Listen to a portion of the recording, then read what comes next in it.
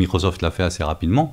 Ils ont combiné la recherche de documents sur le web avec la génération de langage. Il y a une recherche classique à partir d'un index des documents du web, à partir d'une requête utilisateur, et en récupérant les documents les plus pertinents d'après les algorithmes classiques des moteurs de recherche, on part de ça comme information pour générer une réponse. Et à ce moment-là, on a une réponse en langage naturel et on a aussi les sources. Il y aura beaucoup de combinaisons de différentes fonctionnalités qui incluent des modèles de langage.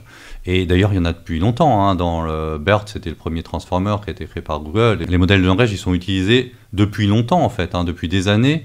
Les premiers, c'était peut-être dans les années 2010, il y avait ce qu'on appelle Word2Vec. C'était un truc, j'étais sidéré quand j'ai découvert ça la première fois, c'est qu'on transforme un mot en un vecteur, en un certain nombre de dimensions. Donc les mots ont des positions dans un espace à n dimensions. Et la proximité de ces mots, c'est une proximité sémantique. On peut voir toutes les couleurs qui vont se trouver dans un coin, tous les tables à un autre endroit. Ça, c'est incroyable. C'est la notion d'embeddings, c'est la représentation vectorielle d'un mot.